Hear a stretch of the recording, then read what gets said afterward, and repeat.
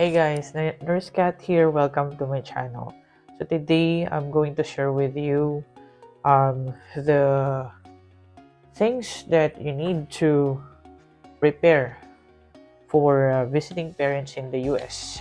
This is based on my experience. My mom just recently visited here in the US for 6 months, and I'm going to share with you the things that I did to for them to have a good visit here in the US. So my mom is already at her 70s, and she's still strong, but there are already some, syempre may mga sakit-sakit na rin yung mga elderly natin. So the first thing that I did is I filled out DS-160, link below. Also, after filling out the DS-160, I paid for the visa application fee, which is costing $140. Dyan sa Pilipinas, we have to pay it through BPI. Unfortunately, at that time, there's no online payment for BPI. So, kailangan mong i-present yung payment mo sa bank, or it can be a BPI to BPI bank transfer. Nahirapan ako mag-pay at that time kasi very limited lang yung mode of payment. So, I was able to keep in touch with one of my colleagues na may visit visa na rin yung parent niya, and she referred me to a person who is fixing US visa. I paid that person, and then he just basically just made a payment in the BPI bank. So what are the things that I would be able to share with you regarding elderly parents who are planning to visit the US? Number one, you have to consider about the aircraft and the hours of flight. When I say hours of flight, it could be that it might take between 24 to 32 hours for that flight. Depends on the route, depends on kung gaano yung layover nyo in one area or in a country. Those are also you have to consider. Also, after you book the ticket, make sure na magkatabi kayo ng parents nyo, or at least kung hindi man kayo kasama, at least may kasama yung elderly parents nyo. Pero if your parents are still able to book a flight or do it on their own, that's good as well. Also, you have to call the aircraft themselves, the airlines themselves, and tell them in advance that you will be accompanying with an elderly.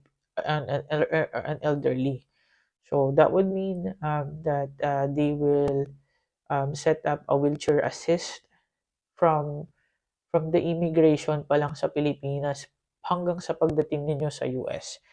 So if you have connecting flights, it is also better if you also have to confirm from the other airlines na naka-wheelchair pa rin yung parents nyo hanggang sa pagdating. Kasi may mga chances na kunwari Korean Air, tapos pagdating mo sa Korea, lilipat ka ng Korea, magiging Delta Airline na. You also have to confirm from the Delta Airlines so they are aware that you are gonna be accompanying with an elderly who needs a wheelchair assist. Okay? And then also in choosing an aircraft, if possible na mas maikli lang yung distance ng travel time, and also kung makahanap kayo ng reliable din na airlines, and makahanap kayo ng seat na mas maluwag yung legroom, mas mabuti para hindi naman para maging komportable naman yung parents nyo sa pag-flight nila. Also, you also have to consider number two. Number one is their aircraft. Number two is their health. You need to be sure that they're on top of their health. Assist them to go to their doctors and have their executive check-up. Make sure that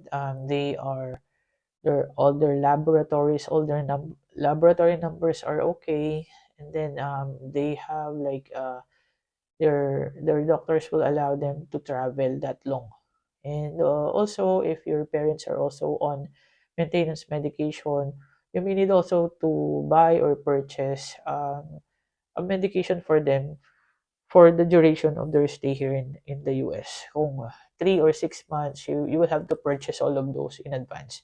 Kasi pagdating dito sa US, hindi sila pwedeng bumili ng prescription meds na galing sa Pilipinas. They will still have to visit primary health doctors here para resetahan sila para makabili ng gamot. So, ayun yun namang maging hassle yun, di ba? And also what I did para lang for my para lang maging kampante ang loob ko, I also purchased travel insurance for my mom, which is costing around $300+ ata yun. I'm gonna share you also the insurance provider that I chose, which is also based in the Philippines. Another one is the list na dapat nyo also na i-consider is yung return ticket nila. Sometimes the immigration in the US will ask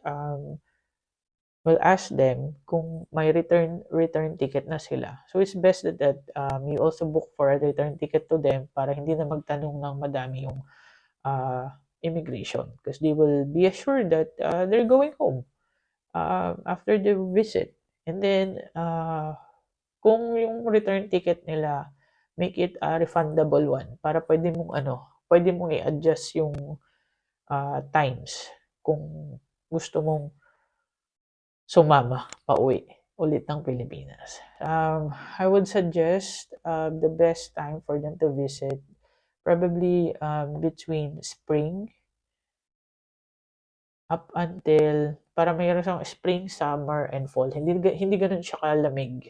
I would not suggest you na mag-visit sila dito ng patapos na yung summer kasi malamig niyan pagdating ng fall at saka ng winter. And also it depends on kung saan kayo area dito sa US. If you're somewhere from the north, then you may also need to consider that they're visiting here only on summer. So syempre iba na rin yung tolerance ng elderly natin when it comes to low temperatures. So those are the things that you may need to consider also. And of course, make some itineraries kung saan kayo mag-visit, and hopefully your parents will enjoy visiting the US. And yun lang. I hope may natutunan kayo sa vlog na to. And all the best, guys. Thank you for subscribing. I really appreciate you guys who are sending comments sa akin. And hopefully in the long run, I'm setting up a podcast na mag-invite ako ng mga friends ko na nandito. If you have some questions, I know there's a lot of questions that you're asking para makapagkwentuhan tayo regarding our experiences and the best thing that we could share with you, lalo na yung mga papunta pa lang dito. Thank you guys, and may God bless you all. Bye-bye.